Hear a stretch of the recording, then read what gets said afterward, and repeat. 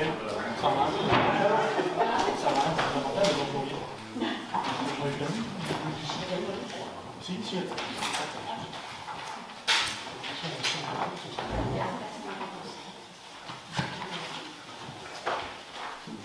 puisque nous sommes au complet, je vous propose de commencer. Bonsoir à tous. Je vais commencer par faire l'appel. Bertrand Aubert. Présent. Patrice Bollard. Présent. Johan Cancalon. Présent. Michel Chria. Romain Cocagne. Présent. Christelle Demante. Kevin Lanchi. Présent. Nicolas Leclerc. Présent. Isabelle Levert. Présent. Éric Merlin. Présent. Delphine Pommier. Présent. Fatma Rafik. Présent. Carole Juscot. Présent. Valérie Thirier. Présent. Donc, Jean-Yves Kelly a donné pouvoir à Leïla Abdallah, Marc Dumontier à Algaël Miro, Leïla Abdallah présente, Algaël Miro présente.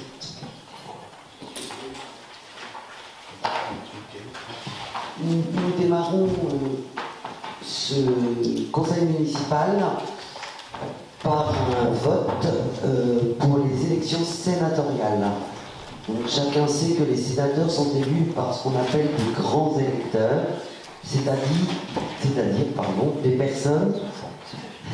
Non, ce ne sont pas les personnes qui font plus d'1,60 m, contrairement à ce que dit Michel. Ce sont les personnes qui sont élues par leur père au sein d'un conseil municipal. Les seuls grands électeurs qui ne sont pas élus municipaux sont des citoyens pour les communes de plus de 50 000 habitants. Dans le département, il n'y a qu'Évreux qui est concerné. Nous devons donc présenter une liste avec 5 noms de titulaires et 3 noms de suppléants.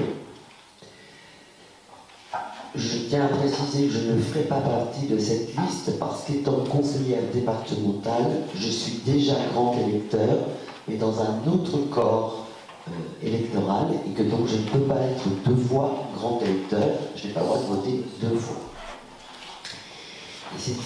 C'est pour cela que nous présentons donc une liste avec 5 noms de titulaires et 3 noms de suppléants. J'ai simplement besoin de savoir si vous souhaitez présenter une liste. D'accord. Alors, comme nous ne l'avions pas, on vous a préparé des petits papiers blancs. Juste vous indiquer que votre liste doit avoir un nom. Un seul nom. Non, doit avoir un nom, un nom de liste. Je suis désolé, on l'a appris ce matin. Donc nous, on a appelé la nôtre Cléry autrement, parce que c'est une autre... Voilà, donc, voilà, on peut... Vous pouvez prendre, non mais vous pouvez prendre 3-4 minutes pour y réfléchir, il n'y a pas de souci. Et puis, en dessous, évidemment, comme vous êtes que 4, vous pouvez vous mettre vous avez le droit de mettre que 2 noms en titulaire et 2 noms en suppléant, que 4 noms en titulaire. Voilà, vous faites votre choix. Donc il faut préciser suppléant. Oui, il faut qu'il y ait marqué délégué titulaire avec des noms et délégué suppléant avec des noms. Voilà. Et après, vous faites le choix, soit en mettre, sachant qu'au plus fort reste, de toute façon, il y a un nom qui sortira. Un titulaire. Voilà. Hein. Mais vous pouvez en mettre plusieurs, il n'y a aucun souci. D'accord? Non.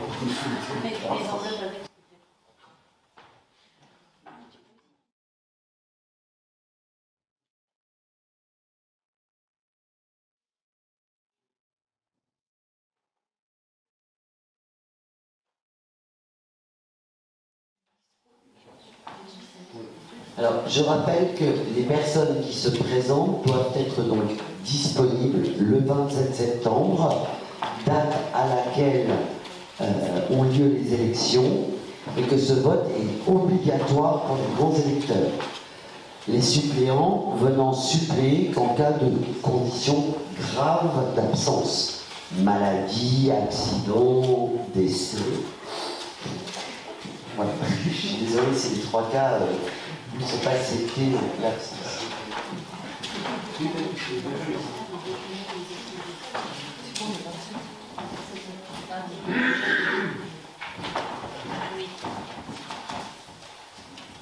Notre grande administrative me rappelle qu'il faut que je désigne 4 assesseurs, les 2 plus âgés et les 2 plus jeunes. Si ma mémoire est bonne, nous parlons donc de Michel Chriard et de Éric Merlin. J'ai pas dit que c'était les plus vieux. C'est vous qui vous trahissez tout seul. Et donc les 2 plus jeunes, en l'occurrence, sont Romuald Cocagne et Kevin Langtuy. La secrétaire de séance, Isabelle, a accepté de prendre le secrétariat.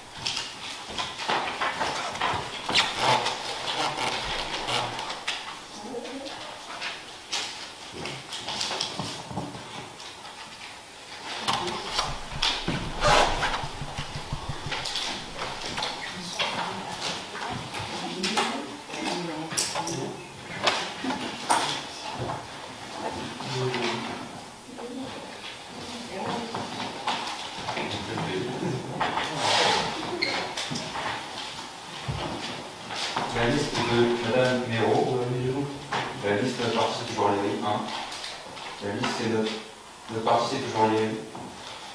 La liste, notre parti, c'est toujours l'IMI. La liste, notre parti, c'est toujours l'IMI. La liste mairie autrement. La liste mairie autrement. La liste mairie autrement. La liste mairie autrement. La liste mairie autrement. La liste mairie autrement. La liste mairie autrement. La liste mairie autrement. La liste mairie autrement. La liste mairie autrement. La liste mairie autrement. La liste mairie autrement. La liste mairie autrement. La liste mairie autrement. La liste mairie autrement. Et donc nous sommes bien sur 15, si j'ai bien compté, et 4. On est d'accord. Donc, sur le plus fort reste, je veux bien la liste, l'autre liste, s'il vous plaît. Oui.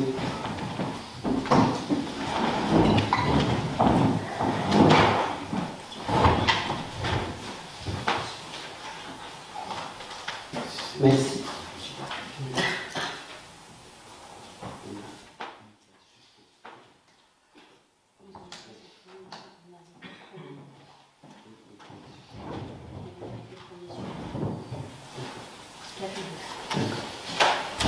Donc au plus fort reste, le calcul fait que, en titulaire, la liste Léry autrement sont élus Monsieur Robert Bertrand, Madame Demande Christelle, Monsieur Cancanon Johan, Madame Levert Isabelle. Et sur la liste, notre parti, c'est toujours Léry, est élu Anne-Gaëlle Léry. En suppléant, sont élus sur la liste Léry autrement Madame Jusqu'au Carole, Monsieur Cocagne Romuald, et en suppléant sur la liste de notre parti, c'est toujours Léry, Marc Dumonty.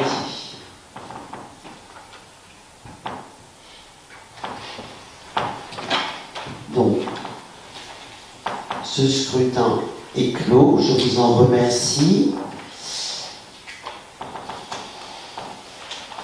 Il sera donc rempli le procès verbal. Et je demanderai donc aux personnes qui ont été assesseurs de ne pas partir trop vite, puisque les PV doivent être signés par les assesseurs. Et nous les déposerons pour 9h demain matin au plus tard à la mairie de Val-de-Reuil qui collecte l'ensemble et qui doit les déposer pour 10h maximum en préfecture à Évreux, puisque c'est Val-de-Reuil le bureau centralisateur.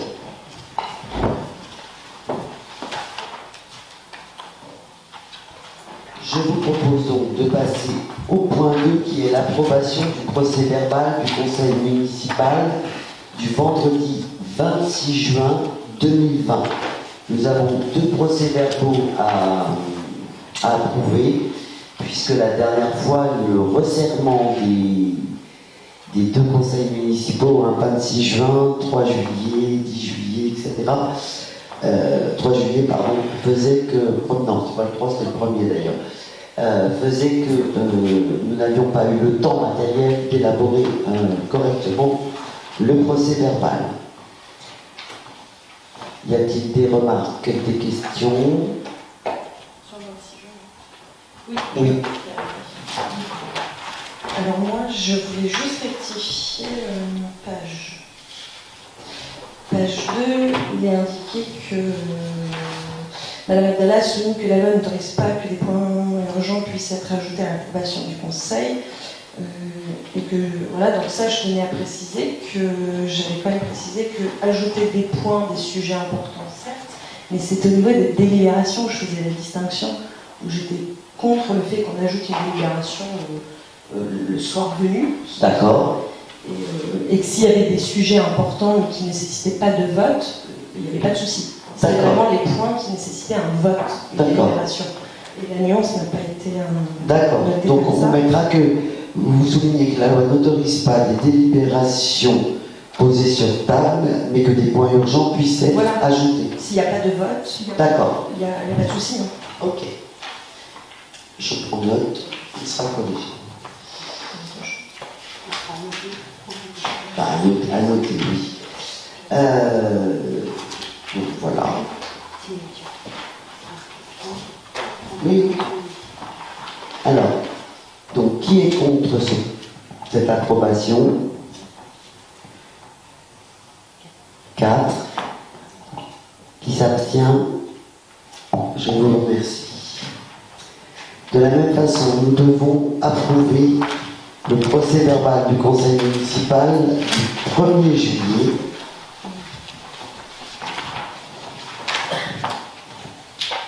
Y a-t-il des remarques? Oui. Toujours la même. J'étais un petit peu contrariée de voir qu'à la fin, sur les questions informations diverses, il a été indiqué que Mme Atala ne souhaite plus que la majorité des conseils municipaux se déroule à 17h30 car cela ne l'arrange pas. Bon, je trouve que la façon de dire les choses, voilà. J'ai simplement demandé si c'était exceptionnel la dernière fois au niveau de l'horaire et que c'était, je trouvais à mon sens, pas favorable ou arrangeant pour les gens comme moi qui travaillaient, même s'il y avait des gens aussi dans le public qui souhaitaient y assister. Et là, c'était vraiment une petite capricieuse, ne souhaite plus que la majorité. Non, ça, je trouvais que c'était assez brutal. C'est vrai, quand je l'ai vu, j'ai trouvé que c'était pas grave. Et donc, Madame la maire explique pourquoi le conseil municipal a été fait à 17h30, mais on n'a pas l'explication. En fait, on n'a pas l'explication. Voilà, j'aurais bien aimé qu'elle soit notifiée. D'accord. Comme juste en dessous, c'est écrit Madame la maire répond aux questions Internet, mais en fait, on n'a pas les questions Internet juste en dessous. Donc, on ne sait pas de quelle question il s'agit. D'accord. Voilà, c'est des petites remarques. Ok.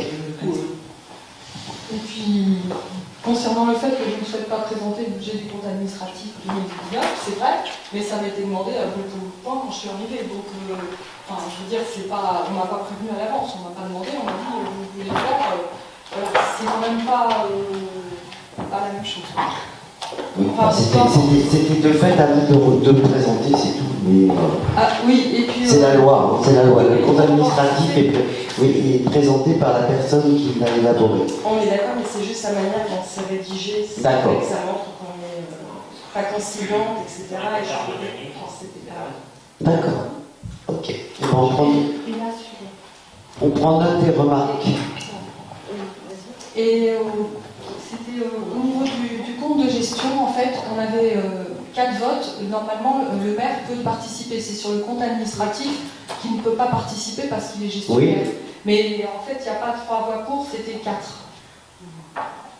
Sur le compte de gestion. Ah oui, sur le compte de gestion. D'accord. Ok. Qui vote contre? Qui s'abstient?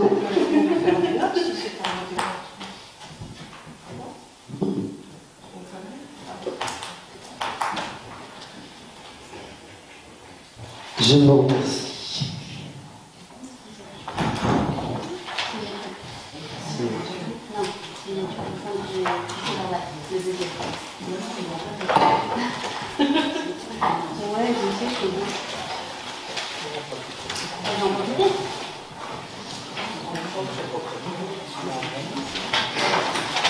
Donc, nous faisons tourner les procès-verbaux de façon à ce qu'ils soient signés maintenant.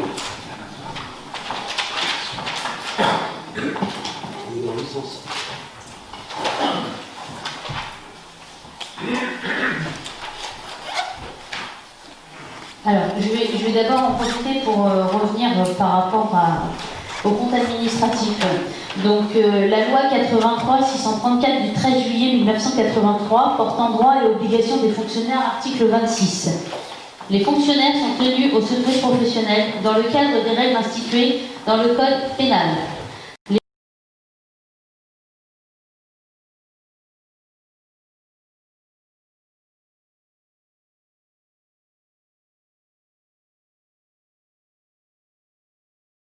En vigueur, notamment en matière de liberté d'accès aux documents administratifs, les fonctionnaires ne peuvent être déliés de cette obligation de discrétion professionnelle que par des décisions expresses de l'autorité dont ils dépendent. Donc, Madame Méraud, au lieu de faire appel aux agents sur leur temps personnel, si vous avez besoin de renseignements, je vous propose de vous adresser directement à moi. Je vous laisse mon numéro de portable. Par contre, comme le prévoit la loi, j'ai un mois pour vous répondre, voir le site de l'ACADA si vous ne le connaissez pas. Et par la même occasion, vous comprendrez que les demandes de documents que nous avions formulées et que nous étions en droit, et vous deviez nous les délivrer, étaient largement consultables. Si nous n'avons pas souhaité aller plus loin, c'est pas pour que les Lérisiens payent encore une fois le fruit de vos erreurs, comme ils le font chaque jour avec les procès et la mauvaise gestion dont vous avez fait preuve. Maintenant, je souhaiterais revenir sur le compte administratif 2019 pour vous informer que celui-ci a été envoyé à la préfecture tel qu'il vous a été présenté et qu'un courrier d'accompagnement afin de notifier le refus de signature de votre part et de celle de Madame Abdallah, afin que la préfecture puisse en prendre connaissance puisque vous y mettiez des réserves. Enfin, vous m'avez dit que mon rôle était de chercher les restes à réaliser. Même si ce n'est pas mon rôle, je suis là pour convenir avec l'ensemble de mes colistiers des orientations budgétaires que nous voulons prendre. Je ne suis pas là pour chercher ce que ma prédécessrice a bien voulu me laisser ou pas. J'ai donc effectué quand même quelques recherches supplémentaires car je ne voulais pas remettre votre parole en doute. Je vous informe que le Trésor public m'a écrit que vous n'aviez fait parvenir aucun reste à réaliser sur l'année 2019 et que l'investissement a été payé sans délibération. Afin de régulariser votre situation, elle m'a proposé de les inscrire sur le budget 2020, ce que j'ai évidemment refusé. Votre erreur n'est pas la mienne, nous avons déjà beaucoup à rattraper sur 6 ans. J'ai par la même occasion découvert, puisqu'il fallait que je cherche, que le compte de gestion provisoire vous est arrivé par mail le 7 février 2020. Quelques heures suffisent quand nous vérifions les montants ligne par ligne. Professionnellement, je le fais, je le connais. Le compte de gestion définitif vous est parvenu le 5 mars 2020, ce qui vous laissait 9 jours pour faire un conseil municipal pour ces 2 points. Un conseil peut se réunir sur 3 jours. Pour cela, il fallait savoir sortir le compte administratif. Mais du 6 mars, je n'ai pas besoin, moi, en tout cas, de faire appel à une commune voisine. Je finirai en laissant Michel se dire Errare humanum est, perseverare diabolicum. On peut répondre? Non. Est-ce que je peux répondre? Je ne pense pas, madame. Sincèrement, je ne pense pas. Vous ne pensez pas? Bon, bah, dans ce cas-là, il n'y a pas vraiment de démocratie, je veux dire... Non, je ne vous ai pas donné la parole. Je vous rappelle que je ne vous ai pas donné la parole. Vous ne m'avez pas donné la parole. Merci. Voilà, nous passons au point 4, s'il vous plaît. Affectation des résultats. Nous devons donc prendre sur le compte administratif 2019 du budget communal, nous devons prendre les résultats que nous devons ensuite affecter. Sur la section de fonctionnement, pour rappel, les recettes étaient de 1 467 749 €. Les dépenses, 1 241 136 €. L'excédent de fonctionnement de l'exercice est donc de 226 613 €. De l'année précédente, l'excédent antérieur reporté 504 €. Ce qui nous fait en cumuler un excédent de fonctionnement de 227 118. Sur la section d'investissement, les recettes étaient de 154 592. Les dépenses de 225 631. Ce qui nous fait un déficit d'investissement pour l'exercice de 71 039. Reporté de l'excédent antérieur, 47 180 €. L'excédent d'investissement cumulé est donc de moins 23 859 €. Ce qui nous donne un excédent global, fonctionnement, investissement, l'un étant positif, l'autre étant négatif, de 203 258 €. Il vous est donc demandé de reporter l'excédent d'investissement de moins 23 859 en section d'investissement, et l'excédent de fonctionnement est reporté sur 227 118 euros. Je fais grâce à tout le monde des centimes. Avant que nous passions au vote, moi aussi, j'aurai un certain nombre de choses à dire. Nous allons donc affecter 203 258 euros d'excédent global de l'exercice 2019. Pour moi, ce résultat, il est insensé. Pourquoi? En 2019, vous avez inscrit 5 000 euros en investissement, vous avez dépensé 25 000 euros. L'investissement a été pris sur le fonctionnement. Or, les communes peuvent récupérer sur l'investissement la TVA à hauteur de 16%. Mais toute dépense passée en fonctionnement ne peut prétendre à ce remboursement. Ainsi, la commune a déjà perdu 4 000 euros. Lorsque nous sommes arrivés, nous avons découvert une pochette de factures non réglées, ou réglées en février, mars ou avril 2020, mais engagées en 2019. En comptabilité publique, un engagement vaut rattachement à l'année à laquelle la dépense a été engagée. Donc, il faut ajouter en investissement. Novembre 2019, 3 360 pour un portail. Novembre 2019, 3 346 porte de l'école. Siège, facture émise en 2018, 8 075 euros. Étude de la cour d'école, novembre 2019, 7 746. Étude de la cour d'école, novembre 2019, 6 209.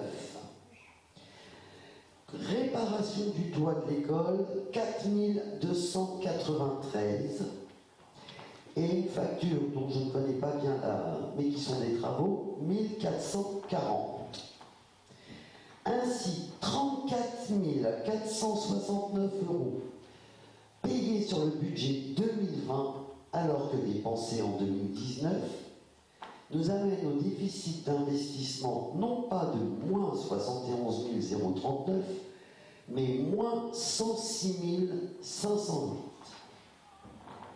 Côté fonctionnement, un certain nombre de factures. Décembre 2019, 74,28. Décembre 2019, 570.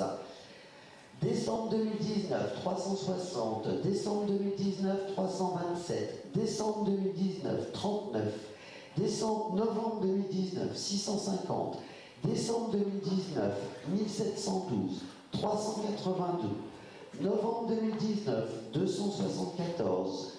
Facture du siège 2018 en fonctionnement, 6 666 euros. UGAP, 142 euros.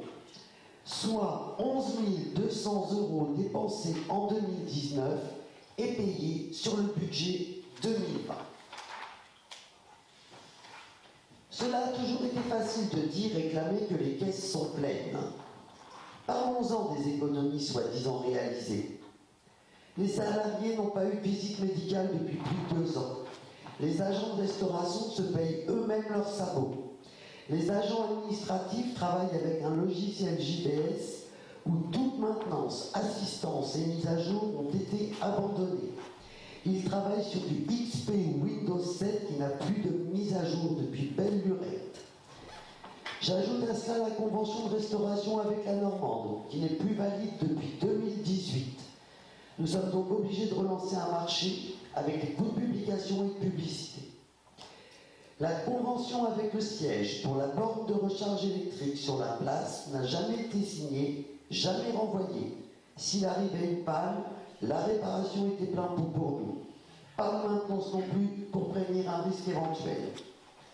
Fuite d'eau à l'école, des réparations sommaires, sans déclaration à l'assurance, pour qu'une prise en charge sérieuse des travaux soient faites pour les réaliser. La clé électronique qui sert à signer la comptabilité et à envoyer les délibérations en dématérialisé à la préfecture a été renouvelée en mars 2020 pour 350 €. Mais le maire n'a jamais retourné le certificat. Et donc, nous devons refaire toute la procédure et payer à nouveau 350 €. Si le document avait été envoyé, le changement de maire n'aurait rien coûté à la commune. Enfin, cerise sur le gâteau. En décembre 2019, nous avions appris qu'une participation financière de la commune serait obligatoire pour la réhabilitation des immeubles et sentiers. À nos questions, le maire alors avait dit qu'on verrait bien pour payer. Renseignements pris auprès de l'AGLO, ce sont 262 000 € qu'il va falloir trouver.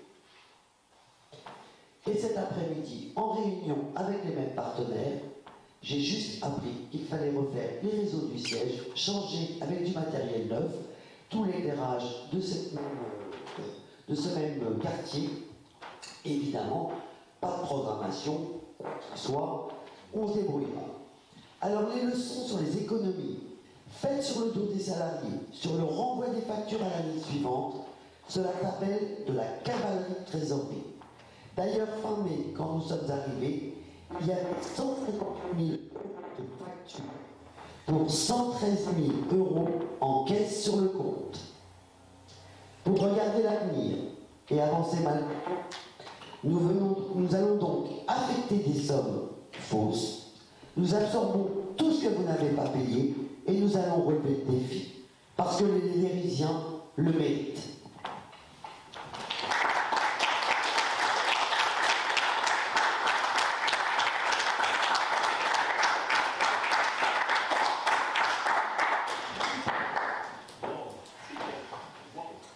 Bien, je vous demande de voter.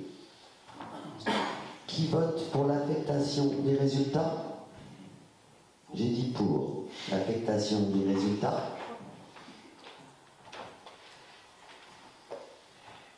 Qui s'abstient? Qui vote contre? Vous l'affectez comme vous voulez dans les comptes que vous voulez. C'est les votes. L'affectation,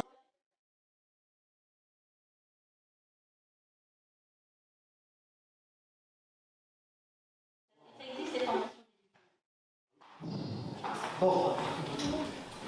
Merci. Je vais passer la parole à Christelle qui a eu la gentillesse et le professionnalisme de retravailler une proposition de budget sur lequel nous avons passé un certain nombre d'heures, de soirées, en faisant le choix, et je le dis clairement, d'essayer d'absorber d'ici fin 2020 l'ensemble des factures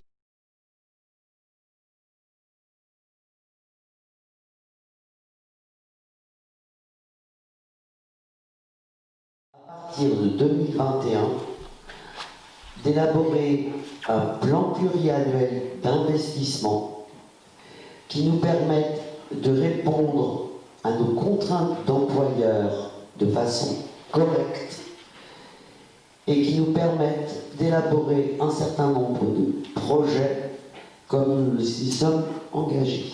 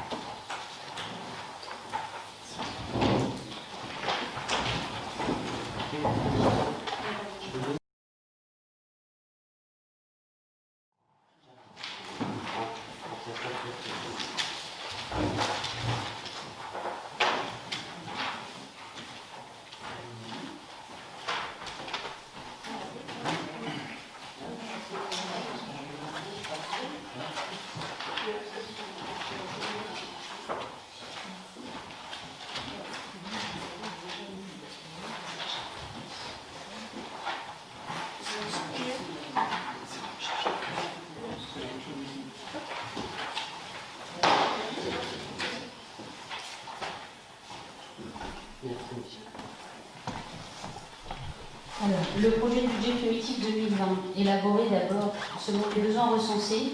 Donc, on a l'obligation de le présenter donc, en équilibre, aussi bien en fonctionnement, donc dépenses-recettes, qu'en investissement dépenses-recettes. Donc, nous avons pris la décision de le voter par chapitre, comme le veut la loi.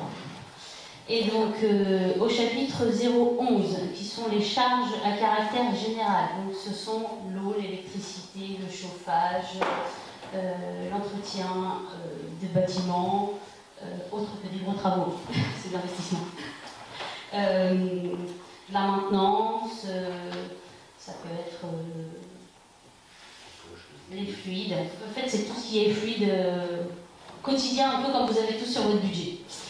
En 012, charges de personnel et frais assimilés, donc ce sont toutes les charges de personnel, les visites médicales, les salaires, les assurances du personnel, etc. Les atténuations de produits, ce sont, là en l'occurrence, c'est ce qu'on va donc transférer à la section d'investissement. Non, c'est les atténuations de produits, c'est ce que le... Comment dire ?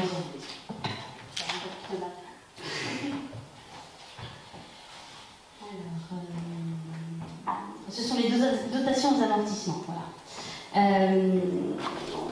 Après, donc, il y a le virement à la section de fonctionnement. Donc, ce sont les 90 359,39 € que nous transférerons donc, en investissement afin de répondre aux besoins de l'investissement. Les opérations d'ordre, ce sont des opérations alors, fournies qui... Donc, le matériel devient obsolète. Il a une décote. On amortit sa décote sur ce qu'on a payé. C'est assez compliqué, c'est technique. Autre charge financière, donc ce sont les salaires. Voilà. Les autres charges de gestion courante, pardon. Les charges financières, ce sont tout ce qui est subventions. Il peut y avoir c'est les intérêts, les titres annulés. Et les charges exceptionnelles, donc ça reste des charges exceptionnelles, ça peut être justement des titres annulés, c'est-à-dire qu'on a facturé, les gens ne peuvent pas régler leurs titres et donc on annule leur dette. Voilà.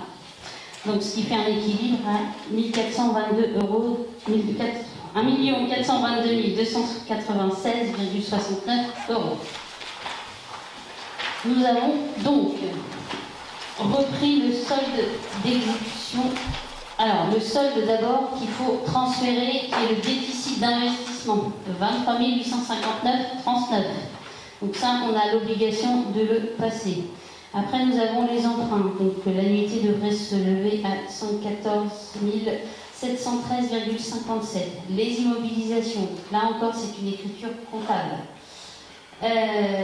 Les subventions d'équipement versées, nous n'en avons pas. Et les immobilisations corporelles, chapitre 21. C'est de l'investissement, ce sont les dépenses que nous voulons faire sur les bâtiments, etc. Donc on a mis 68 949,48 €. Donc, et comme vous l'a dit Yannick, il y a déjà plus de 25 000 de mangés. Voilà. Tout ce qui est des recettes, donc recettes de fonctionnement, résultats d'exploitation reportés, donc les 227 118,32 €. Les atténuations de charges.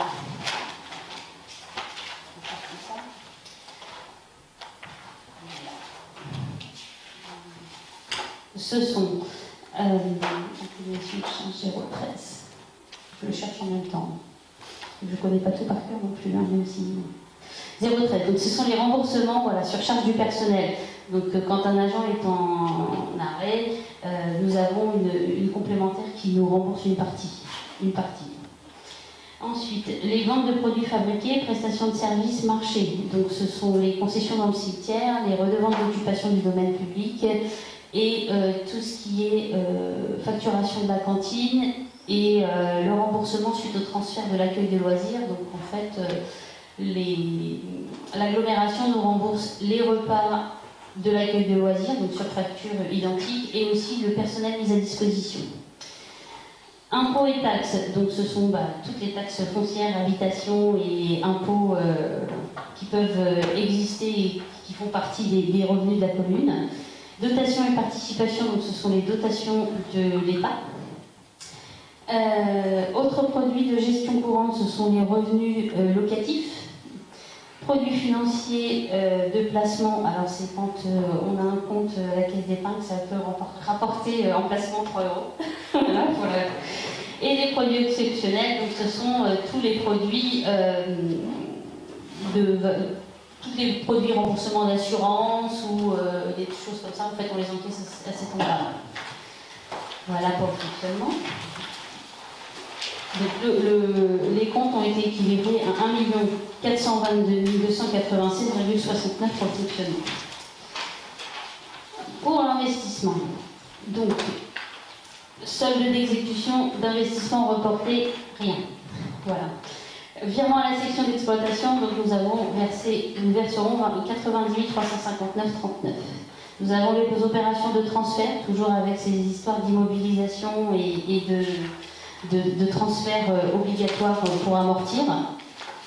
Alors sachant que d'après l'état de l'actif de la commune, beaucoup d'immobilisations n'ont pas été réalisées depuis quelques années. Les immobilisations corporelles, donc le FCTVA, donc cette année que j'ai jugé à 150 €, hein, puisque nous avons perdu 4 000. La taxe d'aménagement, donc qui est la taxe quand les propriétaires construisent, agrandissent, et l'excédent de fonctionnement capitalisé, donc là c'est le fameux transfert obligatoire puisque nous sommes en déficit. Et enfin, les subventions d'investissement, puisque nous avons fait partir donc, des dossiers pour néanmoins changer le matériel informatique voilà, des dernières délibérations que nous avons prises la dernière fois. Donc ce qui fait un total de recettes de 1 635 361,33 €. Voilà.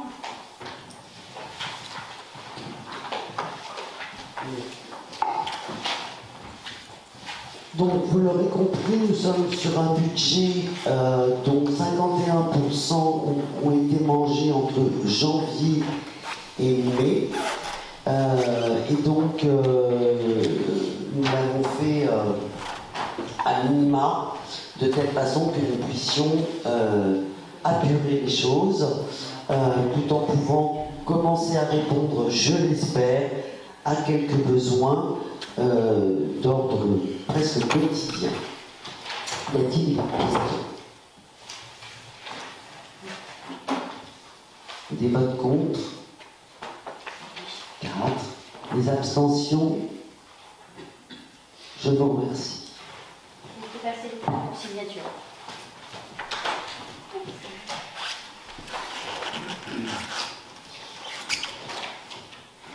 La délibération suivante concerne la continuité du restaurant scolaire. La convention de restauration scolaire avec la Normande a été signée en août 2015. Elle a une durée de vie de 3 ans. Elle est donc terminée depuis le 31 août 2018. Normalement, la commune avait une obligation de relancer un appel d'offres et de façon à pouvoir assurer, après un choix, un prestataire qui amène les repas. Je me souviens avoir posé plusieurs fois la question ces dernières années parce que effectivement cette date me trottait dans la tête. Et donc, c'est la première chose pratiquement que j'ai faite en arrivant, c'est téléphoner à la Normande en leur disant « Est-ce que vous pouvez me ramener les dossiers ?» Et ils ont ramené. Voilà. Et donc, nous souhaitons relancer un appel d'offres. Un appel d'offres a une méthodologie un petit peu longue, on ne peut pas le faire du jour au lendemain, puisqu'il faut faire une publicité et un cahier des charges pour que les entreprises puissent répondre. Au regard des délais et de l'été qui s'annonce, cela me semblait difficile. Il y a par ailleurs dans un appel d'offres ensuite un temps de réponse donné aux entreprises pour qu'elles aient le temps justement de répondre et de calibrer leurs réponses. Et donc le risque, c'est donc qu'on se fasse rattraper à la préfecture, qui nous dise à un moment vous utilisez un prestataire sans convention et vous n'en avez pas le droit. Et donc, le prestataire doit arrêter ses prestations. C'est pourquoi je vous demande l'autorisation de signer un avenant avec la société La Normande jusqu'au 31 décembre 2020, ce qui va nous laisser le temps, à partir de maintenant, d'élaborer le cahier des charges, d'écrire l'appel d'offres et donc de pouvoir le lancer au plus tard en début septembre, d'avoir les réponses, de les analyser à travers une grille, où nous souhaitons pouvoir mettre dans ce cahier des charges évidemment la notion de prix, mais pas simplement la notion de prix, aussi la notion de qualité, la notion de circuit court, la notion de bio pour les enfants. Et à partir de ce moment-là, nous serons en mesure de représenter une délibération pour établir le choix du prestataire retenu. Y a-t-il des questions? Je n'en vois pas. Donc, m'autorisez-vous à signer cet avenant avec la société La Normande? Y a-t-il des votes contre? Des abstentions? Je vous remercie.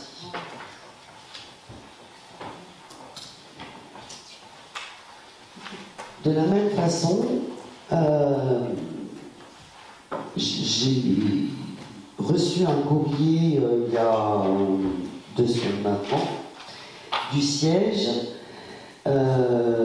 qui m'informait qu'en novembre 2017, ils avaient envoyé un courrier en mairie signalant qu'ils avaient pris la compétence pour l'aménagement et l'exploitation des infrastructures de recharge pour véhicules à motorisation électrique. Je vous parle donc de la borne de recharge électrique qui est sur la place. Et dans ce courrier de novembre 2017, il proposait au conseil municipal d'adhérer à cette compétence optionnelle et de confier au siège le soin d'assurer l'exploitation, l'entretien, la supervision et la maintenance. Sachant que c'est le siège qui a posé cette borne électrique, ça aussi je l'ai appris cet après-midi, ça l'a semblé assez évident, évidemment, qu'on passe cette convention. Le courrier n'a jamais été renvoyé. Donc, nous avons posé la question au siège s'il y avait encore moyen de pouvoir adhérer et donc de remettre en route cette maintenance et cette surveillance de cette borne. Bien que, effectivement, ça soit passé depuis un petit moment, ils ont, puisqu'entre-temps, voilà, dans le courrier, je précise quand même qu'ils disaient depuis le 1er janvier 2019, c'est votre commune qui est maintenant responsable de la maintenance et du fonctionnement des équipements. Je ne souhaite pas qu'on le soit, très clairement, d'abord parce que ça nous coûterait forcément plus cher d'aller chercher une société extérieure, et puis on n'a pas de compétences techniques sur le fait de trouver la bonne société. Donc ce que je vous propose, grâce à l'accord du siège, de différer de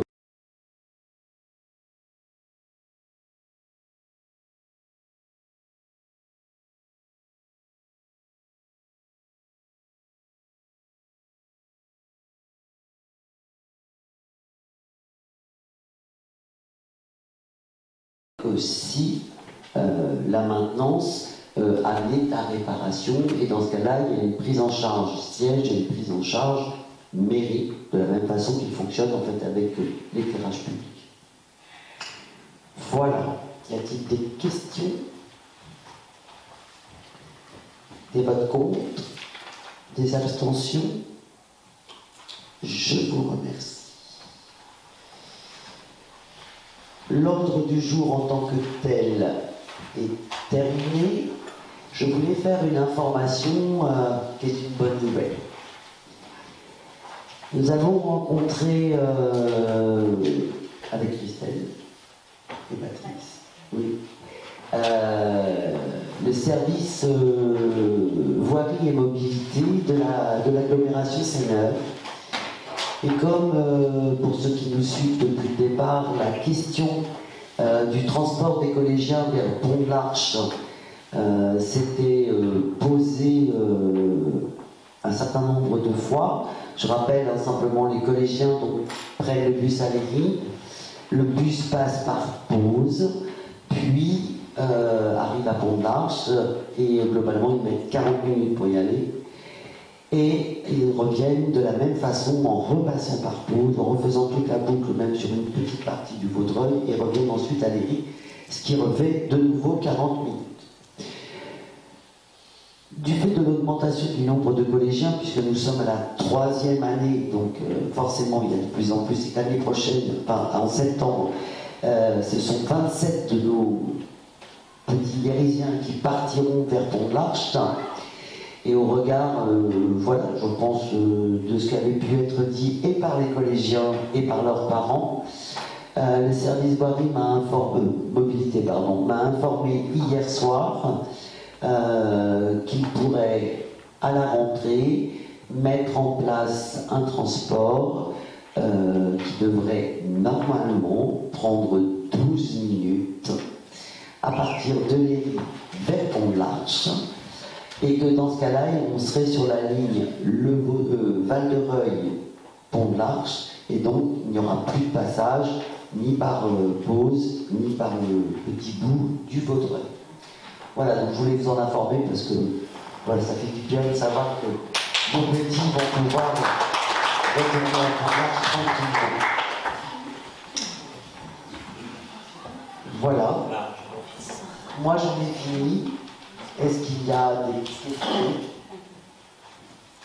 Oui. Puis Madame la maire, je voudrais savoir si tous les faits que vous avez évoqués au point 4, affectation des résultats, seront relatés dans le compte-rendu. Oui, tout à fait, ça sera joint. Parfait, merci. Bien. Eh bien, écoutez, Ah, pardon. Excuse-moi, il y avait une petite question technique. On m'a demandé si jamais il pleuvait le jour du 14 juillet. Qu'est-ce qui se passe? On annule ou on... Mais il ne pleut pas le 14 juillet. Alors déjà, le 14 juillet ne pleuvra pas. Et si vraiment il pleut, évidemment qu'on irait à la salle Poussin. Toujours avec la cordée. Ah oui. Alors, je rappelle que, donc si tout le monde n'avait pas l'information, hein, il y a une cérémonie du 14 juillet, toujours dans les mêmes conditions. Hein. Nous n'avons pas les anciens combattants parce que réputés trop fragiles encore. Nous devons, dans cette cérémonie, nous tenir à distance les uns des autres. Voilà. Et donc, nous avons proposé un pique-nique partage sur la place de la commune, sachant que la préfecture nous a répondu à cette demande sur le fait que nous devions avoir, comme les restaurants, les mêmes gestes qu'au restaurant, c'est-à-dire que les tables doivent être occupées plutôt par une même famille, et que si on bouge, et qu'on va voir quelqu'un, on met son masque, voilà. Et l'idée du pique-nique partage, c'est que, même si c'est un petit peu contraignant, chacun amène effectivement son assiette, son couvert, ce qui fait qu'il n'y aura pas de mélange de couverts, pas de mélange de verres, et qu'il y a quand même moins de risques. Voilà. Donc, vous êtes évidemment tous cordialement invités à ce moment de partage. Et voilà, et si vraiment il ne fait pas beau, mais si ça c'est pas possible qu'il fasse pas beau, mais si vraiment il ne faisait pas beau, effectivement on mettrait en place un système pour accueillir malgré tout. Voilà. Merci, bonne soirée à tous.